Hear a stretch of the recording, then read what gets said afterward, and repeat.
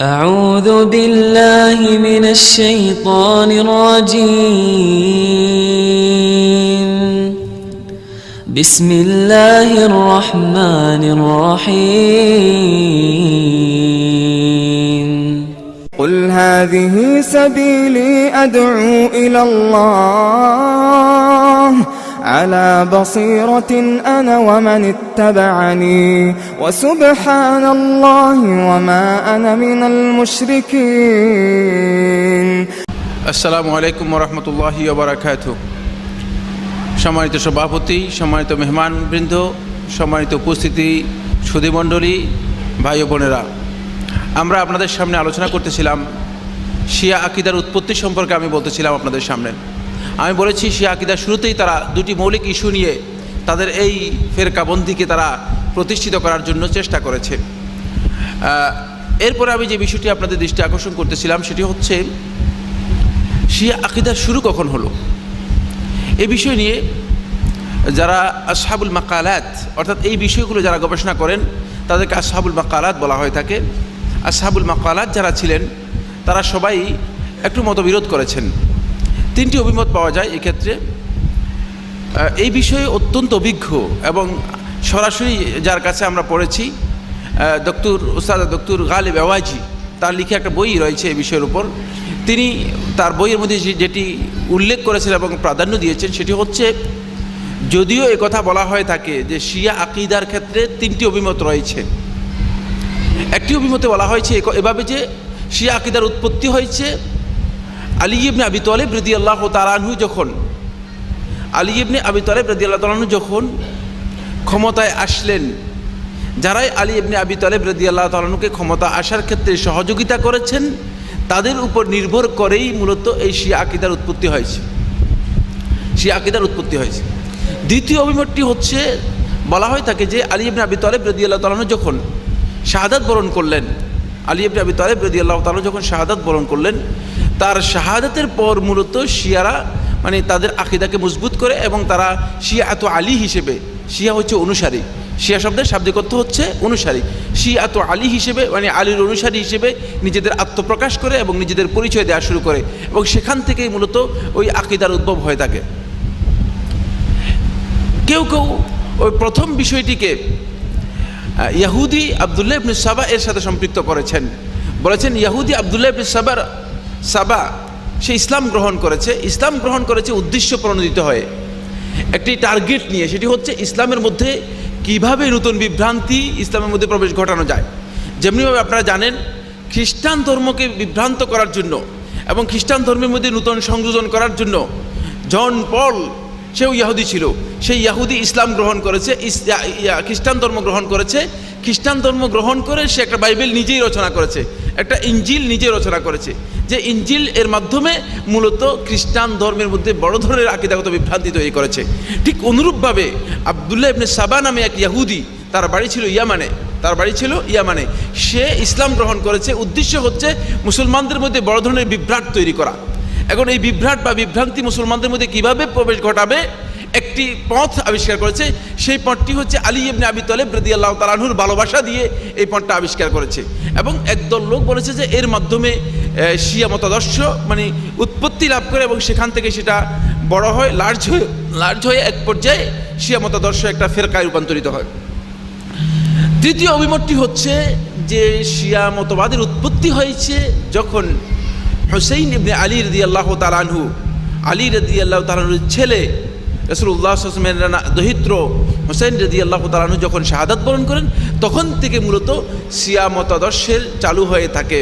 এবং এর সপক্ষে শক্তিশালী এভিডেন্স রয়েছে। সেটা হলো আপনারা দেখতে পাবেন শিয়ারা আলী ইবনে আবি তালেব রাদিয়াল্লাহু তাআলা আনহুকে শাহাদাত করা হয়েছে, ঠিক কিনা, জানেন কিনা? এবং অন্যায়ভাবে আলী ইবনে আবি তালেব রাদিয়াল্লাহু তাআলা আনহুকে খারেজিরা, আব্দুর রহমান ইবনে মুলজিম অন্যায়ভাবে আলী ইবনে আবি তালেব রাদিয়াল্লাহু তাআলা আনহুকে হত্যা করেছে এবং তিনি শহীদ হয়েছেন, এতে কোনো ধরনের সন্দেহ নেই।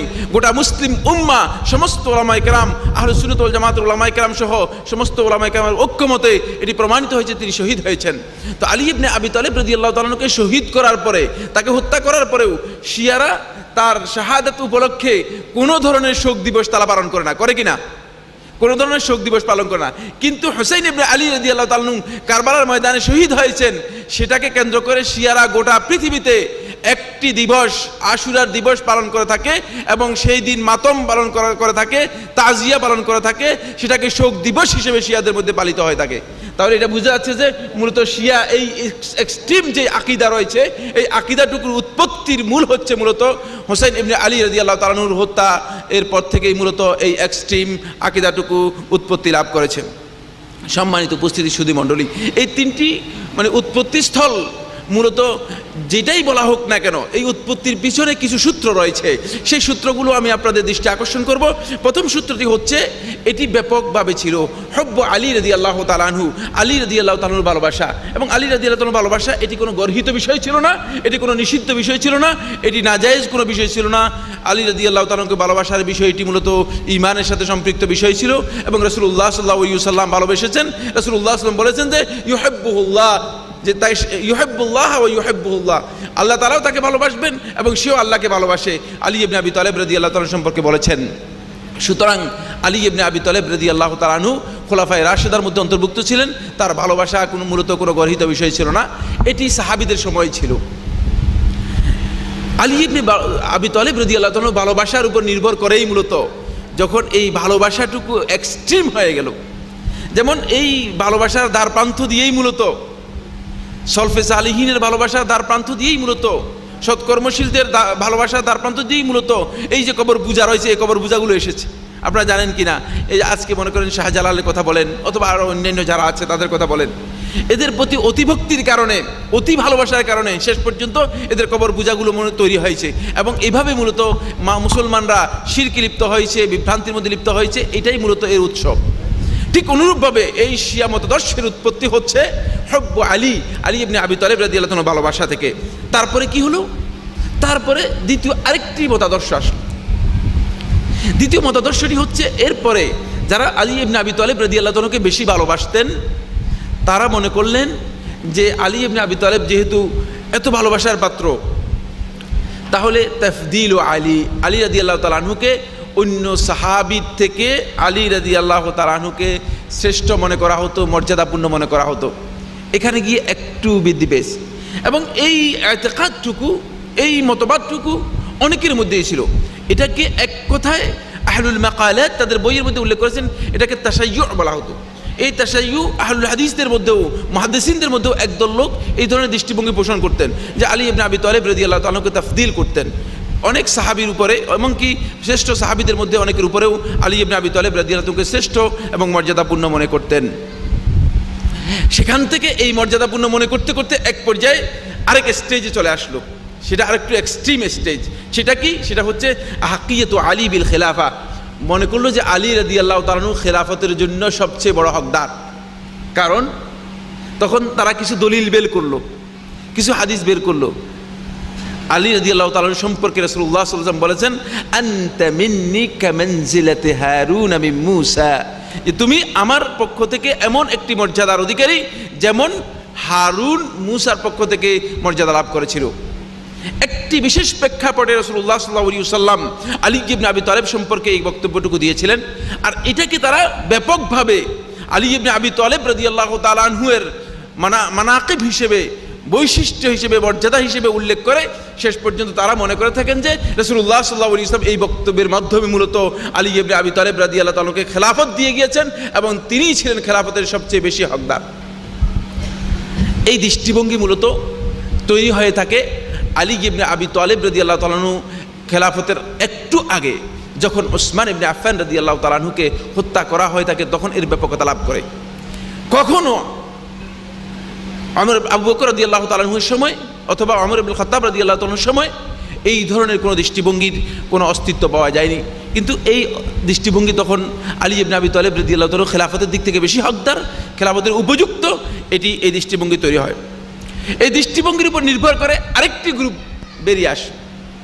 এই গ্রুপ ওয়াসায়াতু আলী, আলী রাদিয়াল্লাহু তাআলা আনহুকে রাসূলুল্লাহ সাল্লাল্লাহু আলাইহি ওয়াসাল্লামের ওসি মনে করতেন। ওসি কাকে বলা হয়? ওসি বলা হয় তাকে ওই ব্যক্তিকে, যেই ব্যক্তিকে আপনি আপনার মৃত্যুর পরে আপনার উত্তরাধিকারী হিসেবে লোকদের কাছে জানিয়ে দিয়ে গেছেন, তাকে বলা হয় তাকে ওসি, বা যার ব্যাপারে লোকদের কাছে ওসিয়ত করে গেছেন। যাকে দায়িত্ব দিয়েছেন বলে আপনি ওসিয়ত করে গেছেন, সে হচ্ছে ওসি, এটাকে ওসাইয়া বলা হয় তাকে। একদল লোক তখন এক্সট্রিম একটা গ্রুপ তৈরি হলো, বললো যে আলী রাদিয়াল্লাহু তাআলা আনহু হচ্ছে ওসি, আল্লাহ রাসূল সাল্লাল্লাহু আলাইহি ওয়াসাল্লামের পক্ষ থেকে খেলাফতের দায়িত্বশীলই হচ্ছেন আলী রাদিয়াল্লাহু তাআলা। এটা আস্তে আস্তে এক্সট্রিম হলো, এক্সট্রিম হয়ে এরপরে আরেকটি রূপ ধারণ করলো। সেই রূপটা হচ্ছে ইসমাতু আলী, আলী রাদিয়াল্লাহু তাআলা আনহুর নিষ্পাপ মাসুম হওয়া। যেমন আজকে আমরা আমাদের পীর ওলিদেরকে, বুজুর্গ কুতুবদেরকে আমরা মনে করি যে এরা নিষ্পাপ, এরা যাই বলে সব ঠিক আছে, এরা অনেক কিছু জানে, অনেক কিছু বলে, এদের সব কিছু মাপ। ঠিক অনুরূপভাবে একদল ভক্ত এবং এক্সট্রিম একটা গ্রুপ বেরিয়ে আসলো, যারা মনে করলো যে আলী ইবনে আবি তালেব রাদিয়াল্লাহু তাআলা নিষ্পাপ, বেগুনা, তিনি আল্লাহ রাসূল সাল্লাল্লাহু আলাইহি ওয়াসাল্লামের ওসি এবং তিনি বেগুনা, তার কোনো গুনাহ নেই, তিনি নিষ্পাপ, তিনি যেটা বলেন সেটাই ঠিক। একটা গ্রুপ তৈরি হলো।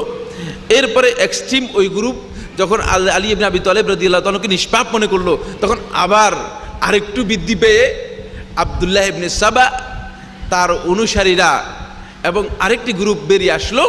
এরা বললো যে না, আলী ইবনে আবি তালেব শুধু মাসুম যে তা নয়, শুধু রাসূলুল্লাহ সাল্লাল্লাহু আলাইহি ওয়াসাল্লামের ওসি যে তা নয়, বরং আলী ইবনে আবি তালেব রাদিয়াল্লাহু তাআলা প্রকৃত নবী, তার নবুয়তের কথা ঘোষণা করে দিল। এবং একটা গ্রুপ আছে, আমরা সামনে আলোচনার মধ্যে বলবো আপনাদেরকে।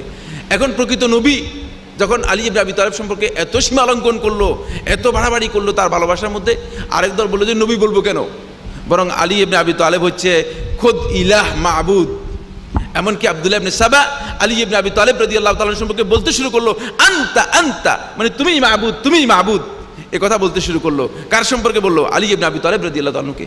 আব্দুল্লাহ ইবনে সাবার অনুসারী যারা ছিল, এরা সবাই যখন দেখতে পেল যে আলী ইবনে আবি তালেব সম্পর্কে আব্দুল্লাহ ইবনে সাবা এই কথা বলতেছে এবং বলতেছে তিনিই মাবুদ, এই গ্রুপকে আলী ইবনে আবি তালেব রাদিয়াল্লাহু তাআলা কি করবেন?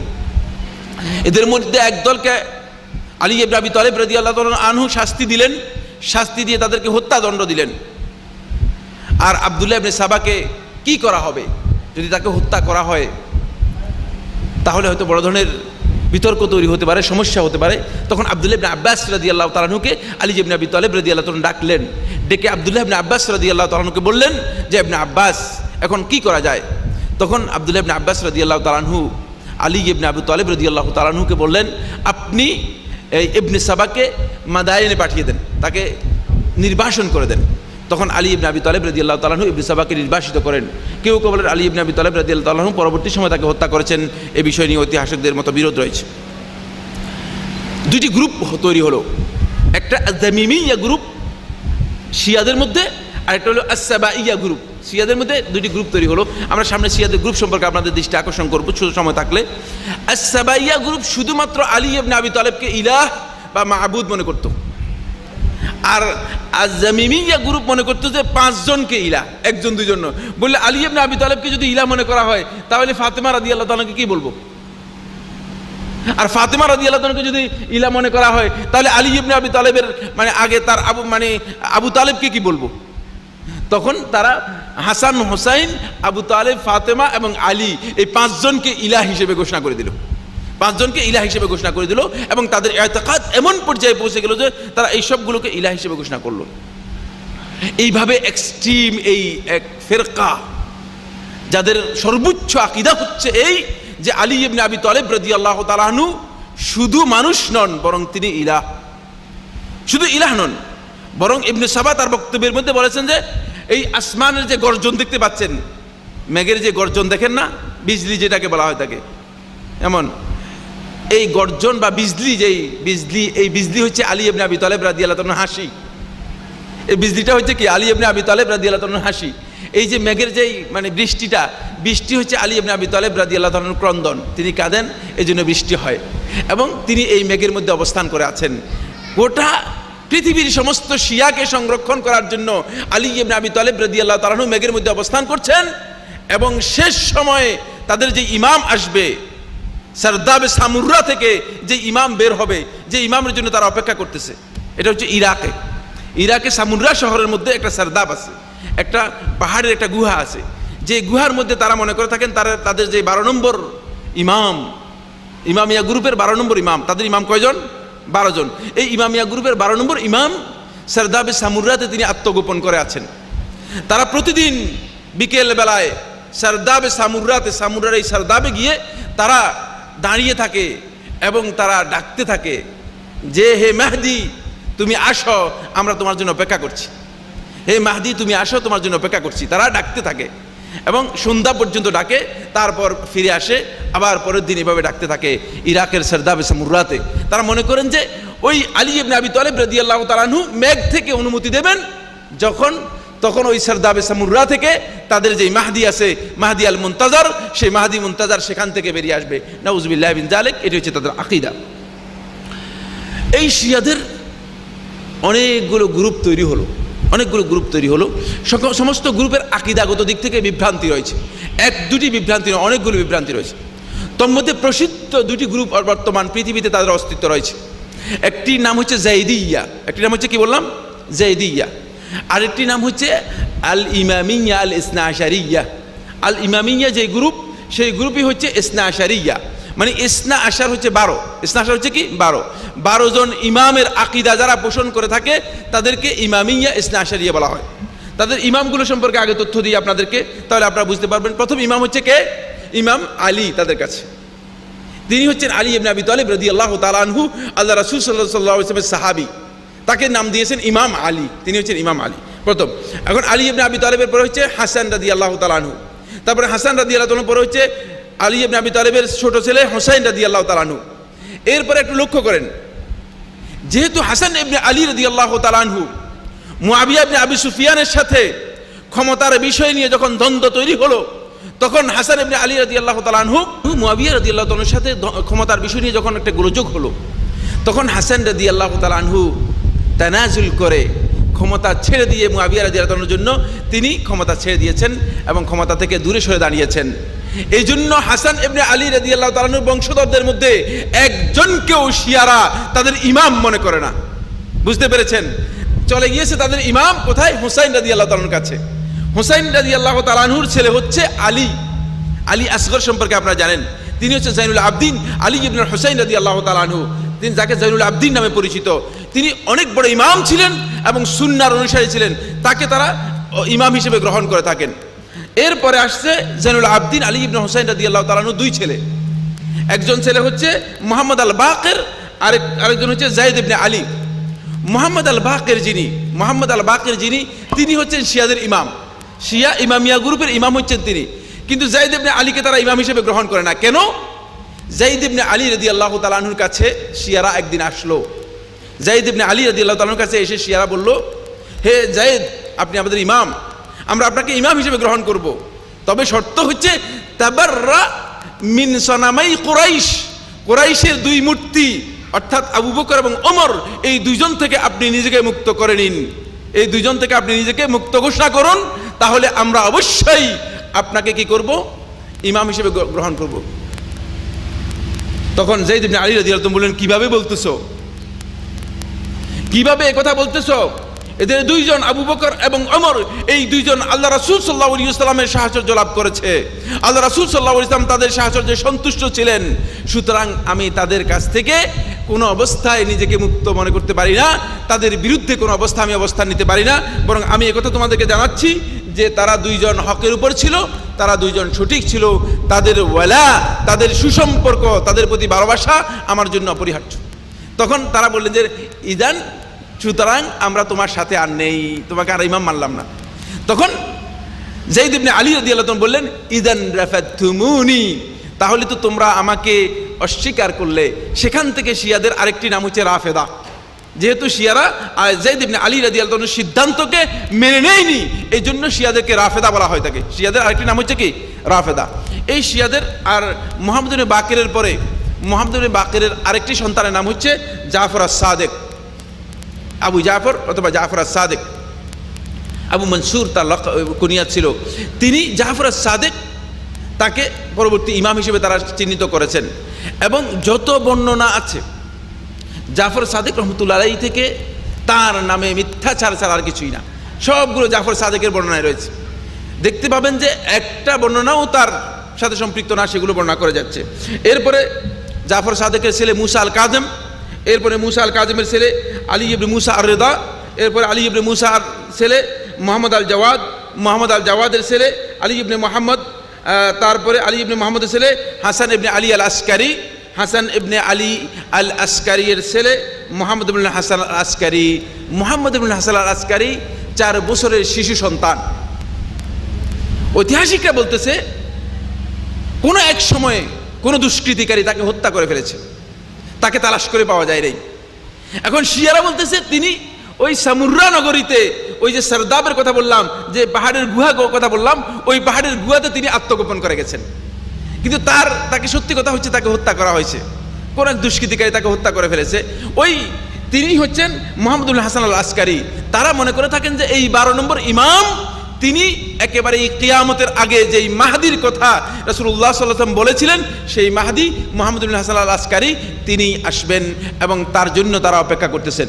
যদিও শিয়াদের আরেকটি গ্রুপ কিন্তু তার নাম মুহাম্মদ ইবনে হাসান আসকারি মনে করেন না, তারা মনে করে থাকেন যে তিনি হচ্ছেন আল কাইম আলা আলী মুহাম্মদ, আল কাইম আলা আলী মুহাম্মদ। এর নিয়ে ইখতিলাফ রয়েছে, 3টি অভিমত রয়েছে, সে বিষয়ে আমরা আলোচনা করব না। সম্মানিত উপস্থিতি সুধী মণ্ডলী, আমি বলতেছিলাম শিয়াদের 2টি গ্রুপের কথা। এটি প্রসিদ্ধ 2টি গ্রুপ, একটি হচ্ছে জাইদিয়া গ্রুপ আর একটি হচ্ছে ইমামিয়া গ্রুপ। বর্তমান ইরানে, লেবাননে এবং সিরিয়ার একটি অংশ, তারপরে আরবের বিভিন্ন জায়গায় শিয়া ইমামিয়া গ্রুপের প্রভাব অনেক বেশি এবং ইরান পুরাটাই শিয়া ইমামিয়াদের। ইরাকের অধিকাংশ শিয়ারা হচ্ছে শিয়া ইমামিয়া। আর শিয়া জাইদিয়ার একটি গ্রুপ রয়েছে শুধুমাত্র ইয়ামানে, কিছু গ্রুপ রয়েছে, আর একটা ওমানে কিছু অংশ রয়েছে, সামান্য অংশ। ইয়ামানে বেশিরভাগ রয়েছে শিয়া জাইদিয়া, যারা যায়েদ ইবনে আলী রাদিয়াল্লাহু আনহু অনুসরণ করে থাকেন।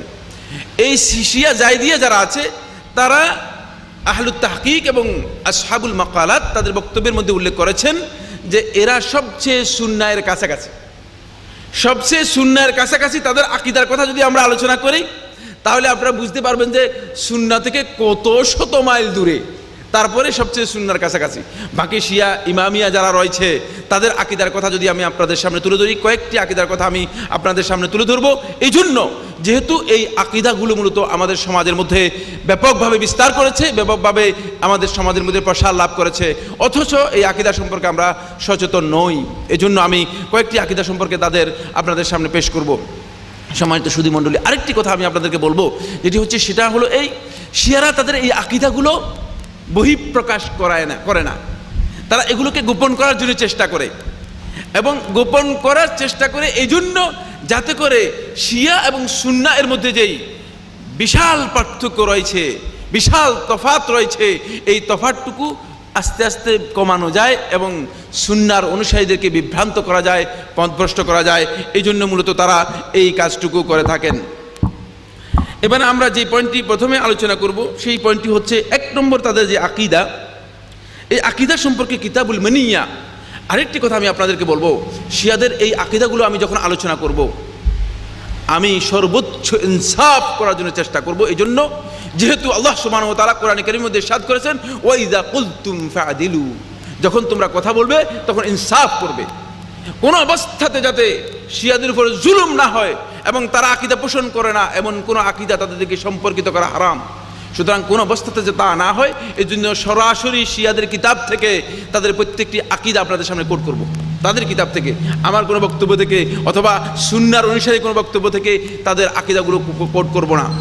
যেহেতু আল্লাহ রাব্বুল আলামিন কোরআনে কারীমের মধ্যে বলেছেন, ওয়ালা ইয়াজরিমান্নাকুম শানাআনু কওমিন আলা আল্লা তা'দিলু ই'দিলু হুয়া আকরাবু লিত-তাকওয়া।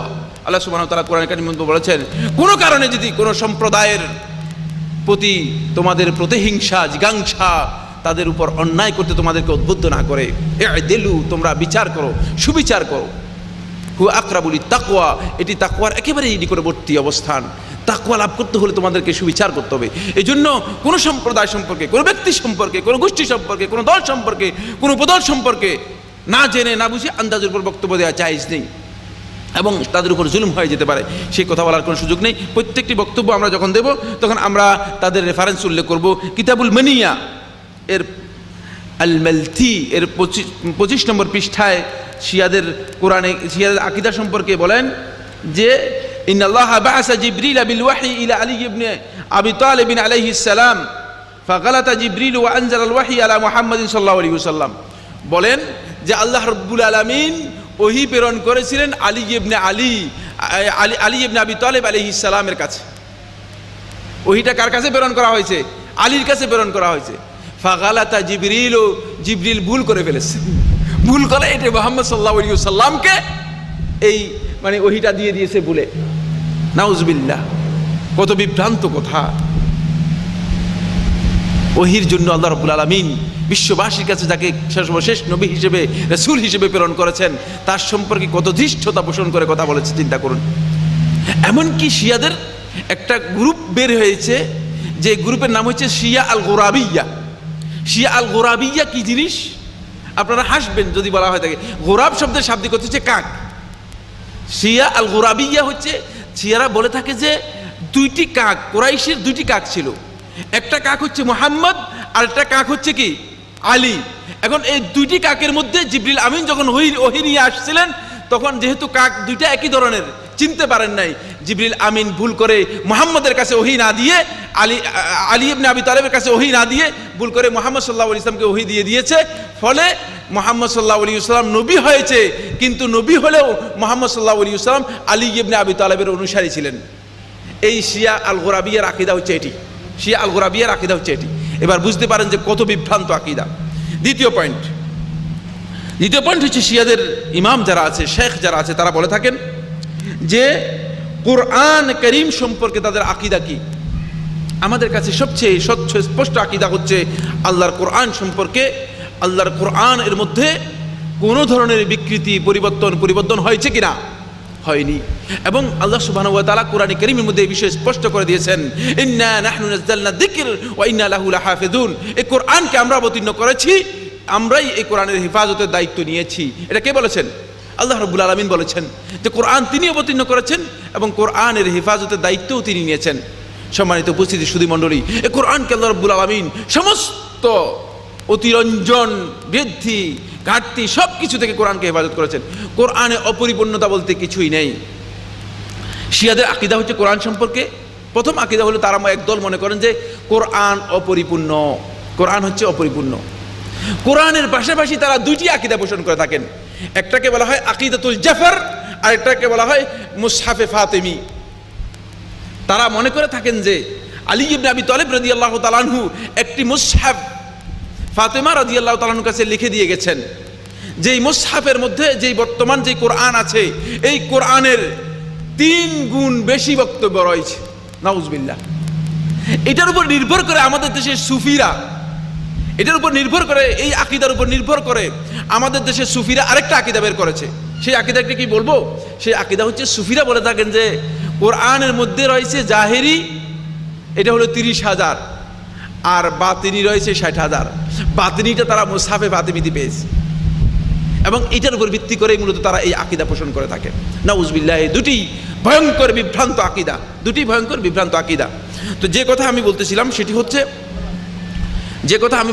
সেটি হচ্ছে কোরআনের ব্যাপারে তাদের এক দলের আকীদা হচ্ছে কোরআন অপরিপূর্ণ। এই কারণে তারা দুটি আকীদা পোষণ করে থাকে, একটা হলো জাফর আর একটা হচ্ছে মুসহাফে ফাতেমি। মুসহাফে ফাতেমির কথা বললাম। জাফর কি জিনিস? জাফর কাকে বলা হয় থাকে? জাফর হচ্ছে হরিণের চামড়াকে জাফর বলা হয় থাকে। হরিণের চামড়াকে জাফর বলা হয়। হরিণের চামড়ার উপর গুরুত্বপূর্ণ ইসলামের কিছু বিধান, যেখানে রাসূলুল্লাহ সাল্লাল্লাহু আলাইহি ওয়াসাল্লাম আলী ইবনে আবি তালেব রাদিয়াল্লাহু তাআলা আনহু রাসূলুল্লাহ সাল্লাল্লাহু আলাইহি ওয়াসাল্লামের ইন্তেকালের পরে খেলাফতের একমাত্র হকদার এবং রাসূলুল্লাহ সাল্লাল্লাহু আলাইহি ওয়াসাল্লামের ওসি, এই বিষয়গুলো লিখে দিয়ে গেছেন বলে শিয়ারা মনে করে থাকেন যে এই জাফরটুকু আলী ইবনে আবি তালেব রাদিয়াল্লাহু তাআলা আনহু রেখে গিয়েছিলেন, এবং এটাকে তারা মনে করেন যে এটা হচ্ছে আলী ইবনে আবি তালেবের বিশেষ রেখে যাওয়া বিষয়।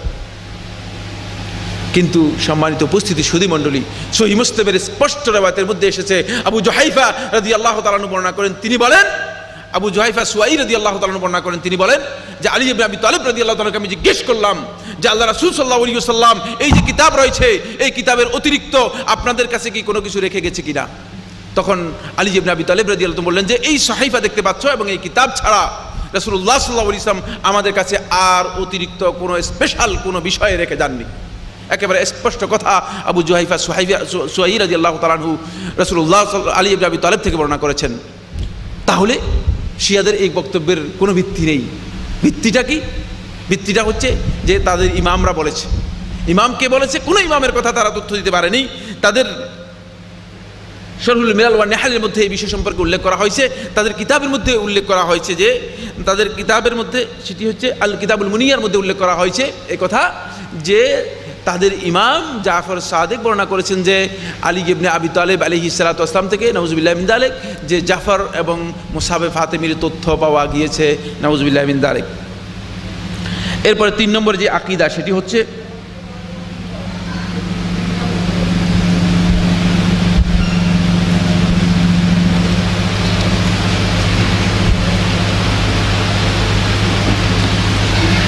যে আকীদা, সেই আকীদাটি হচ্ছে শিয়াদের।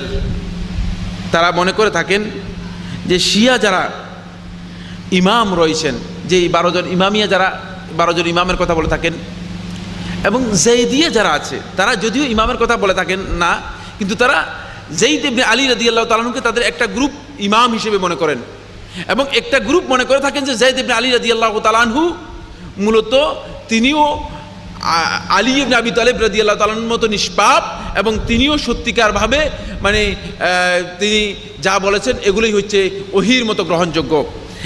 তারা এই ইমামদেরকে মনে করে থাকেন যে ইমামরা হচ্ছে আল্লাহ এবং উম্মতের মাঝে, আল্লাহ এবং উম্মতের মাঝে, সৃষ্টির মাঝে এরা হচ্ছে ওয়াসিতা, মাধ্যম, এরা হচ্ছে মাধ্যম।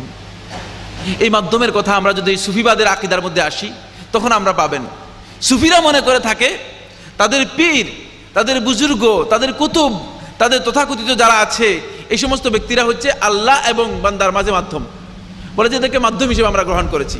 যেমনিভাবে মক্কার মুশরিকরাও মনে করতো যে আল্লাহ এবং আমাদের মাঝে মাধ্যম হচ্ছে এই যে মূর্তিগুলো যেগুলো আমরা পূজা করে থাকি, মা না'বুদুহুম ইল্লা লিয়ুকাররিবুনা ইলাল্লাহি যুলফা, যে এগুলোর ইবাদত আমরা করে থাকি এই জন্য যে এগুলো আমাদেরকে আল্লাহর কাছে পৌঁছিয়ে দেবে, আল্লাহর কাছে আমাদেরকে নিয়ে যাবে। এখান থেকে বোঝা যাচ্ছে যে মূলত এই 3টি ইতিকাদ, শিরকের যে ইতিকাদটুকু মুশরিকরা করত, এই ইতিকাদটুকু থেকেই মূলত শিয়ারা তাদের ইমামদেরকে আল্লাহ এবং বান্দার মাঝে মাধ্যম হিসেবে গ্রহণ করত।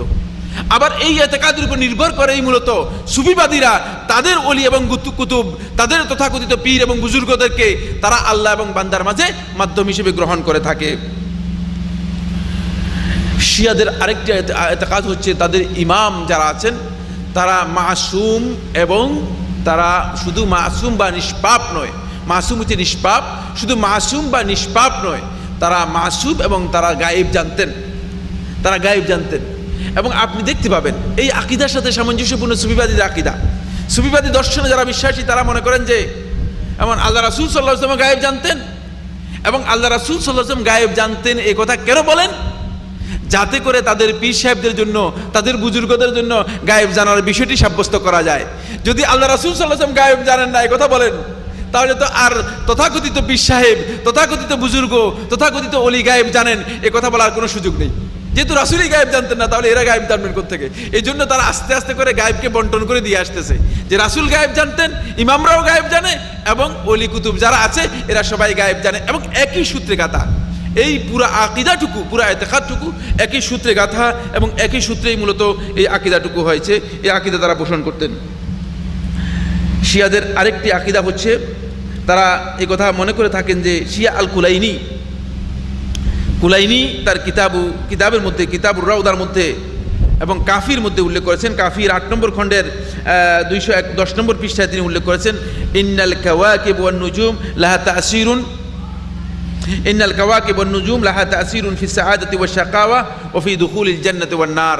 তারা মনে করে থাকেন যে এই যে চন্দ্রগুলো, এই যে সূর্যগুলো, এই যে চাঁদ, এই যে তারকারাজি, এগুলোর একটা বিশাল প্রভাব আছে মানুষের উপর, জান্নাতে জাহান্নামে যাওয়ার উপর, মানুষের মানে সৌভাগ্য, হতভাগ্য, দুর্ভাগা হওয়ার উপর, ভালো মন্দের উপর, নাউজুবিল্লাহ মিন যালিক।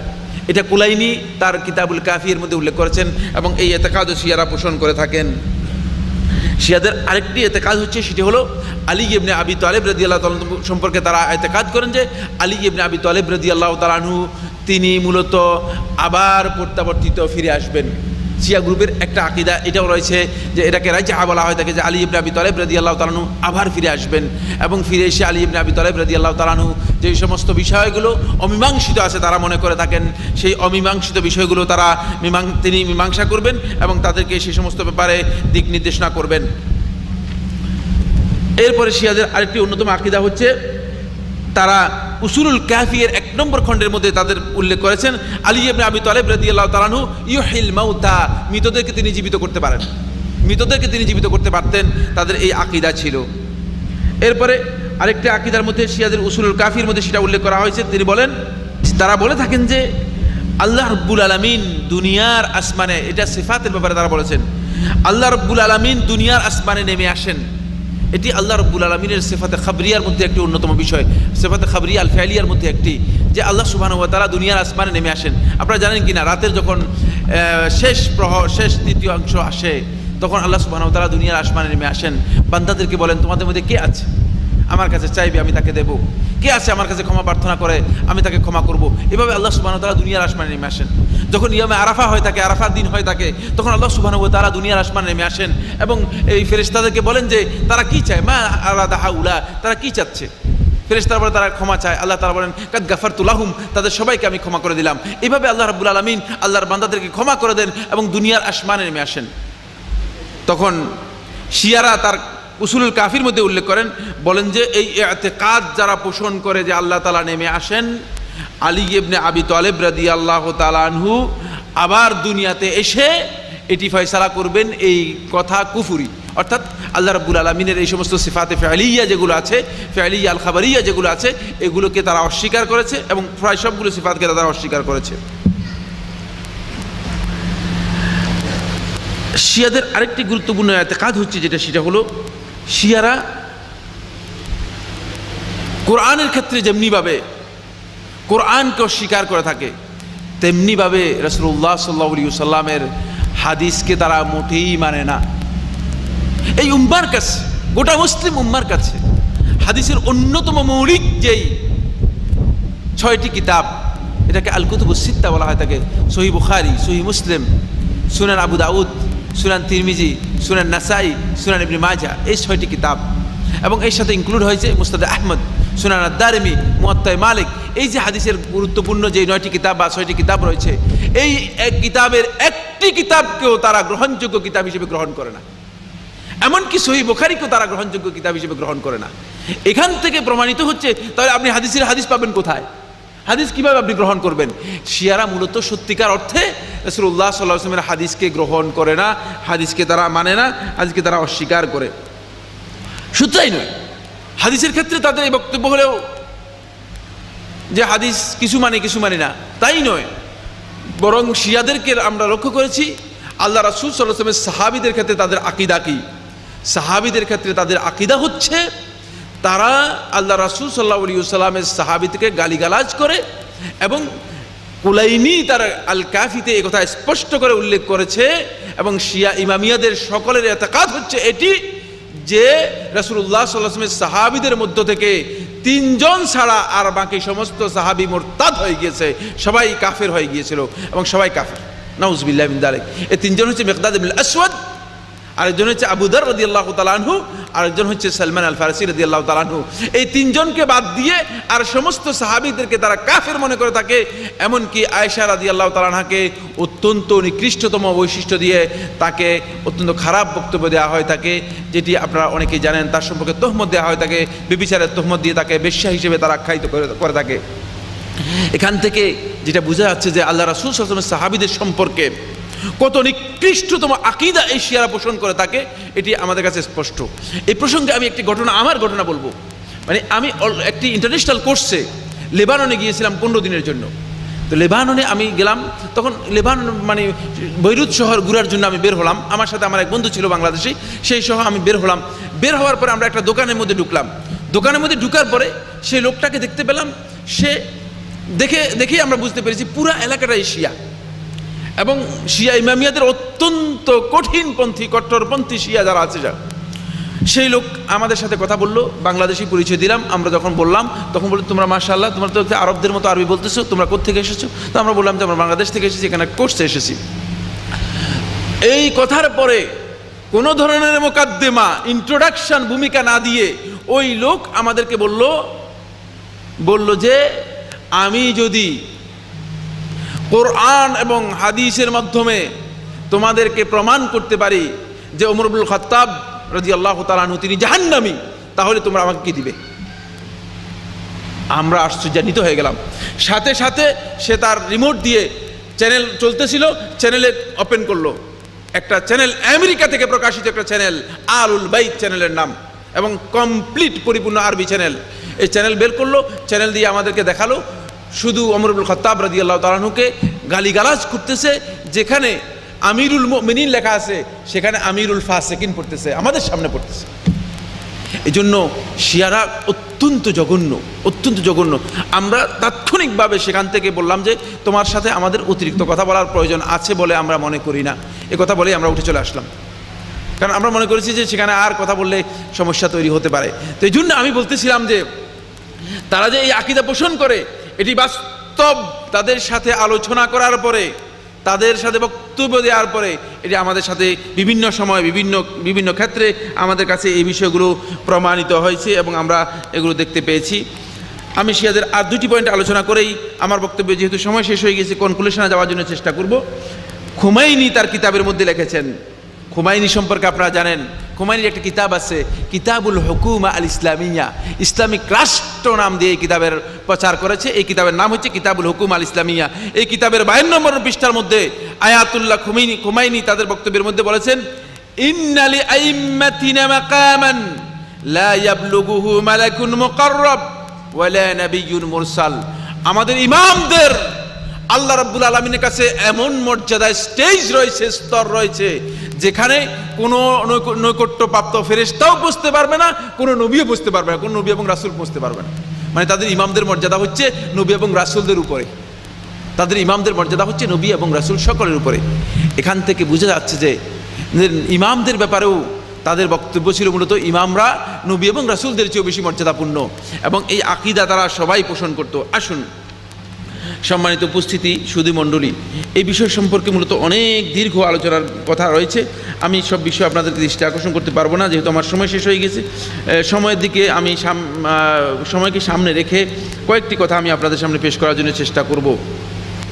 আল্লাহ রাসূল সাল্লাল্লাহু আলাইহি ওয়াসাল্লাম সাহাবীদেরকে গালিগালাজ করে, অথচ সাহাবীদেরকে গালিগালাজ করা কোনো সন্দেহ নেই এটি একটা গর্হিত কাজ, নিষিদ্ধ কাজ। একাধিক হাদিসের মধ্যে আলোচনার সুযোগ নেই, একাধিক হাদিসের মধ্যে রাসূলুল্লাহ সাল্লাল্লাহু আলাইহি ওয়াসাল্লাম বলেছেন, এবং শাইখুল ইসলাম ইবনে তাইমিয়া রাহমাতুল্লাহ আলাইহি মিনহাজুস সুন্নাহ নববিয়ার মধ্যে এই বিষয়ে স্পষ্ট বক্তব্য শাইখুল ইসলাম ইবনে তাইমিয়া রাহমাতুল্লাহ আলাইহি দিয়েছেন। এরপরে শাইখুল ইসলাম ইবনে তাইমিয়া রাহমাতুল্লাহ আলাইহি শিয়াদের মাঝে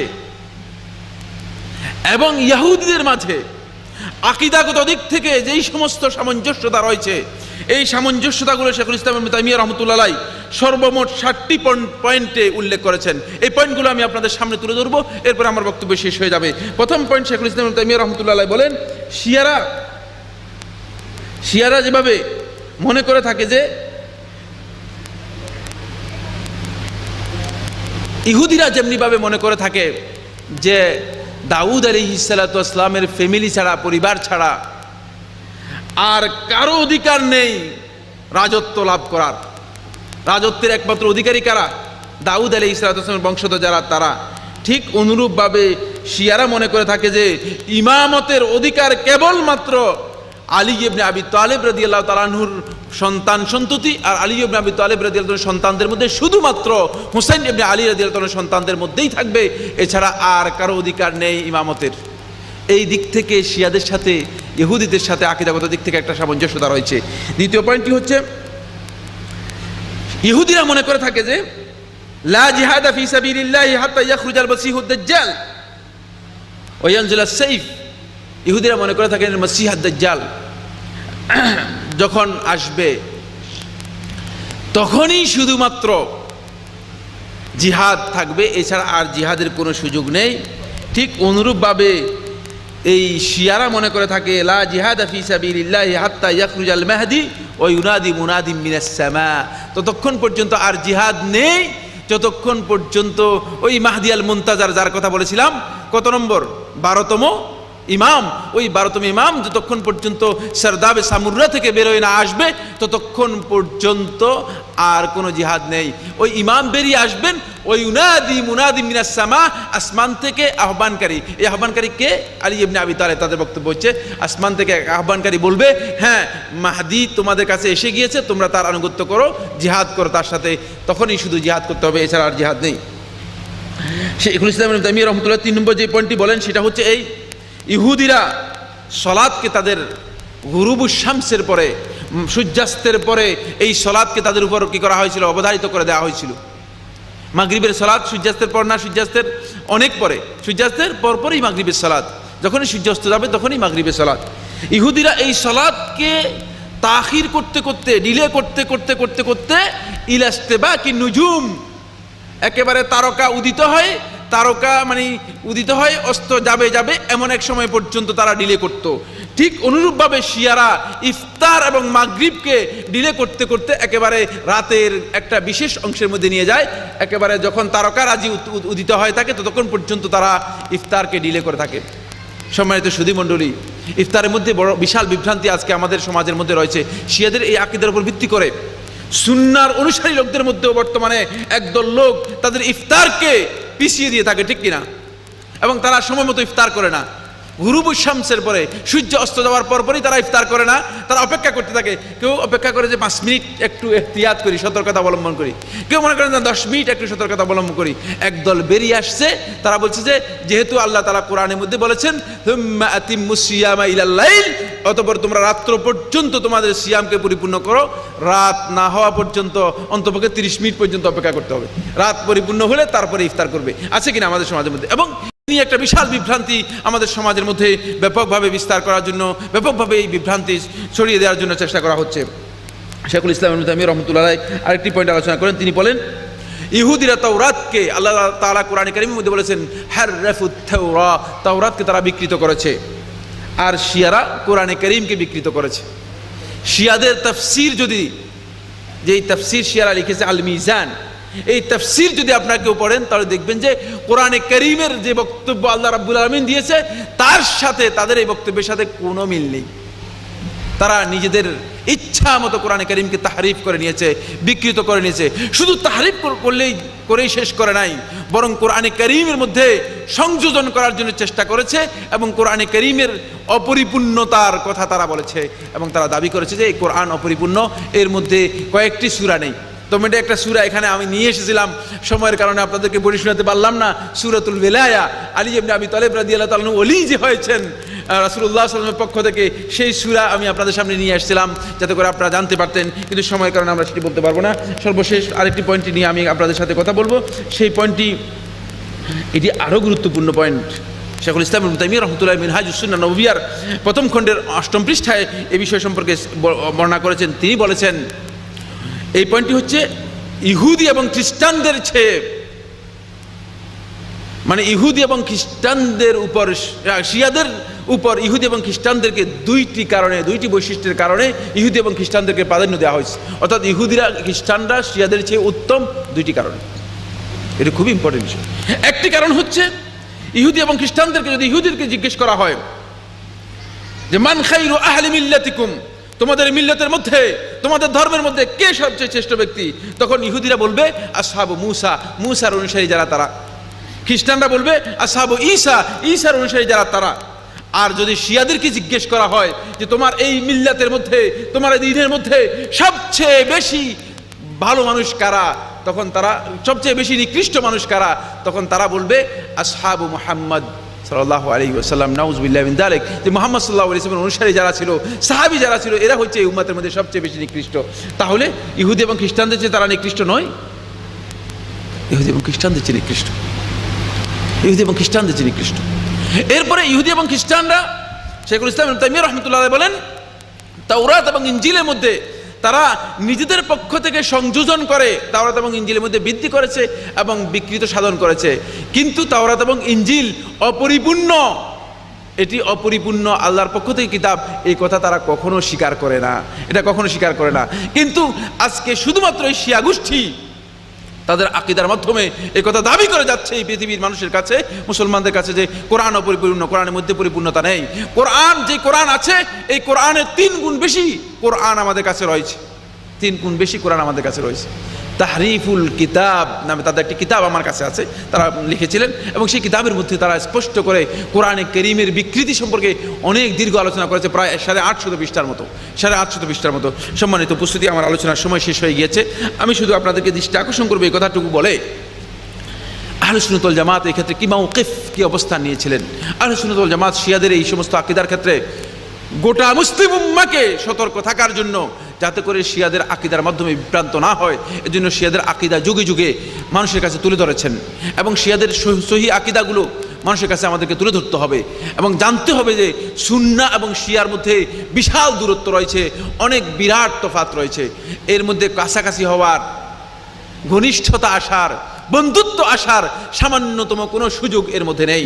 এই জন্য আহলে সুন্নাত ওয়াল জামাতের উলামায়ে কেরাম যে বক্তব্যগুলো দিয়েছেন, এই বক্তব্যগুলোর মধ্যে কয়েকটি বক্তব্য শুধু আমি আপনাদের সামনে একটি বক্তব্য বলবো, যেহেতু সর্বশেষ কথা হিসেবেই এই বক্তব্যটুকু দিয়ে আমার আলোচনা শেষ করে দিচ্ছি।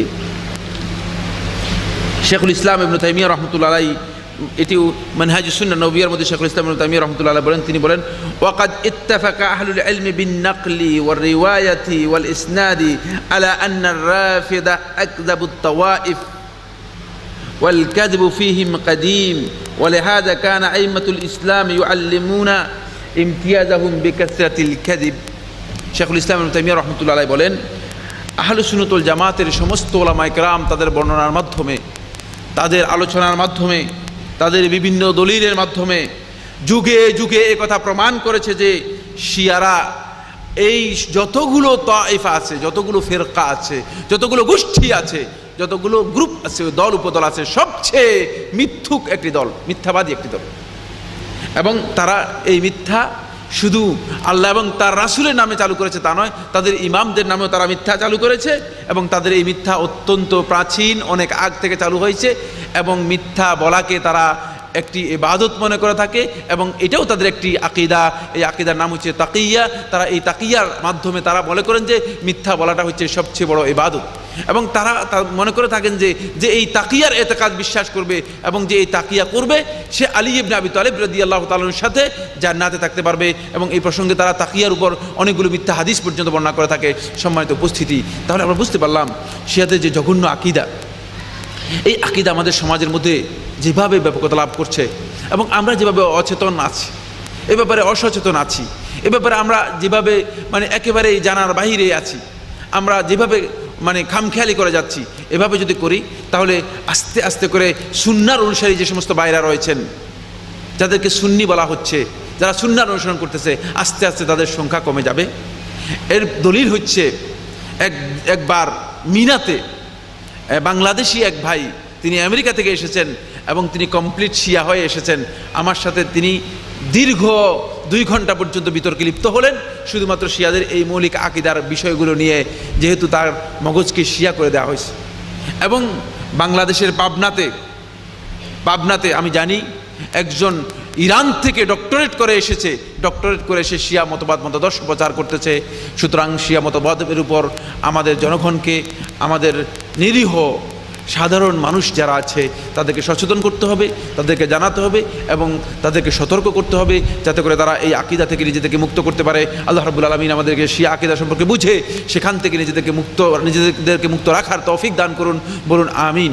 আল্লাহ সুবহানাহু ওয়া তাআলা আমাদের সবাইকে কবুল করুন। ওয়া সাল্লাল্লাহু আলা নবিয়িনা মুহাম্মদ ওয়া আলা আলিহি ওয়া আসহাবিহি ওয়া সাল্লাম। সুবহানাকাল্লাহুম্মা ওয়া বিহামদিকা আশহাদু আল্লা ইলাহা ইল্লা আনতা আস্তাগফিরুকা।